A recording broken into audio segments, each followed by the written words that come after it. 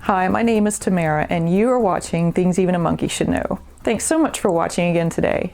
As you know, if you've watched some of my other videos, I'm not a professional at this do-it-yourself stuff. I'm just a girl who's figured out that there are a lot of things around my house and out in the yard and on my cars that I can do myself and often save myself both time and money. So hopefully you have saved both of those things now too, and maybe even something else that I don't know about. So today I am taking a workbench that's just a small, very handy little workbench that somebody made and gave to me that has been a little bit inconvenient to use because number one, it's a little bit short for me, and number two, it's stationary. And I don't know if you've noticed, but I like things to be on wheels. So today I am going to give it wheels. So obviously this is one of those projects that's kind of specific to me because not very likely that any of y'all are going to have a little work table that is exactly like this, but my hope is that this can give you an idea about maybe a way to alter a table or a bench that you have that you're not happy with for some reason or another. So maybe it'll get your creative juices flowing. So first I'll show you what I have my things on today is the bench or the stand that was given to me. So that's my first thing that I'll be needing. The next thing, since we have the camera down here, is going to be the miter saw down there on the ground. And part of the reason that I want to do this, alter this bench too, is because I want to be able to use it for my saw so that I don't, if I'm wanting to cut something quickly, then I do not have to do it on the ground because that is just kind of a pain in the rear and in my knees more than anything. So the other things that I'm going to be needing today is fairly simple. I'm going to need a couple of pieces of wood. In this case 1x4s. This little table is built out of primarily 1x4s, so I'm just trying to keep with the theme here. I'm going to need, of course, my casters, my wheels that I'm adding onto it, and because I want this to be able to be very stable, every caster I got was a locking caster, so that means I can put the lock down and this thing is not going to move any direction at all. Probably didn't need to do it on all four of the wheels, but again, since I do want to be able to use this for a saw, I just wanted to feel like it was very, very stable. So I have four of these. I'm going to need the bolts with which to mount them, and I have some locking washers. The bolts have the nuts also. I'm going to need the appropriately sized drill bits, of course, to drill through the wood to attach those. I'm going to need screws. These are wood screws to attach my pieces of wood to the table. And of course a drill. I'm going to need a impact driver or a screwdriver or something, preferably a power tool with which to drive those screws and bolts in.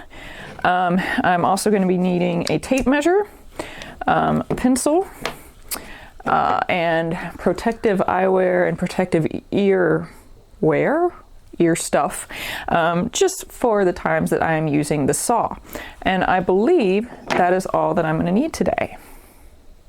One other thing that you'll likely need that I almost forgot is you will probably need an adjustable wrench if you are using bolts with nuts on them, as I am. So the first thing that I'm going to do, obviously what I've decided to do is just run a board from this leg to this leg and the same in the back. And that should be enough support because most of the weight will still be going to the legs, so it should be fine for this. If I find later that it wasn't enough support, then I can always add in an extra supporting piece of wood. So all that I want to do now is just use my tape measure from one leg to the other, and it appears it is 23 7/8 inches, and I would like to assume that it's the same on the back side, but I don't know that for sure. So I'm going to go ahead and measure the back side too, and it is not exactly the same. It's 24 inches. So I'm going to go ahead and use my tape measure, and as you can see, this is repurposed wood. I like to reuse things as much as I can, and I'm going to mark 23 7/8 for the first measurement that I made.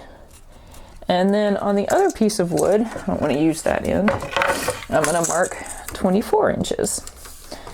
And this way I have everything already marked, and all I have to do is just cut it. And so we can do all of our cuts at one time. I'll go ahead and stick my earplugs in, put on my safety glasses, and make my 2 cuts that I need to make. And of course, the other thing that you want to remember is to always make sure that your power cord is way out of the way of your saw. Now, it's pretty hard to get it in the way on this saw, but on some of them, the cord is going to be right up close to the blade, and so you always want to be mindful of that because, well, it kind of ruins your saw. It can trip your breaker, it can start a fire, it can electrocute you, all that stuff. Just be safe. Make sure that the only thing that's going on under the saw blade is your wood. So I have looked and I have established that the pieces of wood I just cut are the correct lengths to fit where I want them to on the old legs. So now what I'm going to do is I'm going to take the wheels that I have and I'm going to use a screw with the corresponding washer to keep it from sliding through the hole. And I'm going to go ahead and I'm going to put that through the wheels and use it to attach the new piece of wood to the leg on the old stand. So these screws will be doing multiple tasks, and it also cuts down on the number of screws that I will be having to put through the wood here. So I'm going to go ahead and I'm going to center these. I'm just doing it by visual. I'm not measuring, but I'm going to go ahead and do that, and I'm going to attach all 4 corners with the wheels, again going through the wood, the new wood piece here, and into the leg. That also helps to give it a little more stability as far as what it's leaning on or what the most weight is going on in the new structure.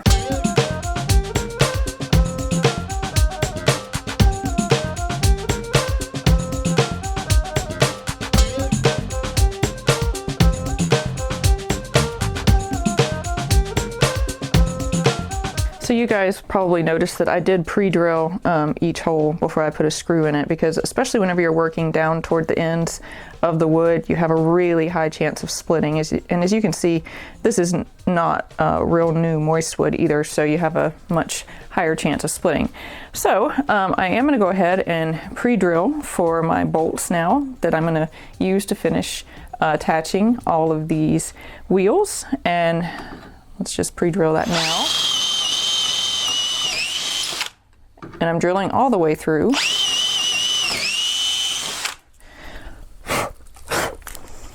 And my bolts are probably just a tad long for this application, but better to have them too long and and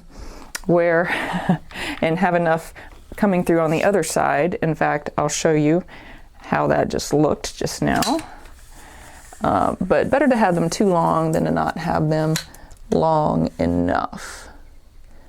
So you can see, looks like I'm doing an advertisement for Hitachi here. You can see here the 2 bolts that came through, and I'm going to go ahead now and I'm going to take a nut and a locking washer, and I'm going to go ahead and put the washer on first, and then I'm just going to put that nut on up there, and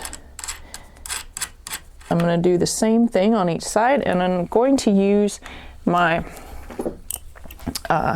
adjustable wrench here, and I'm going to go ahead and just finish tightening it on there so that that locking washer is good and locked on. And why am I using a locking washer? Well, because I would rather that these did not come loose whenever I am using it. And regular washers, eventually it would come loose. So you just want to tighten it up until that locking washer is flat.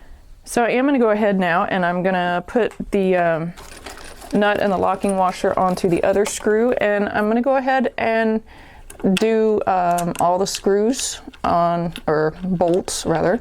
I'm going to go ahead and do that to all of the remaining wheels.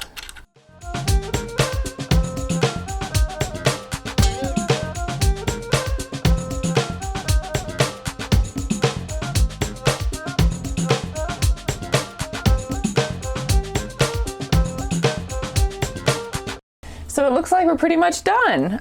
The only thing that I can see as a potential in the future, and I'll have to wait and see how much weight I wind up actually putting on this. I could see where I may need to put a support right, vertically in the center here to keep these pieces of wood from bowing in.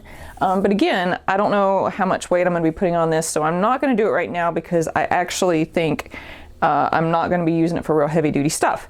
But let's just go ahead and get it turned over so that we can see how nicely it rolls now. Get it off its other rolling platform that it was on. That was not a very safe one, by the way.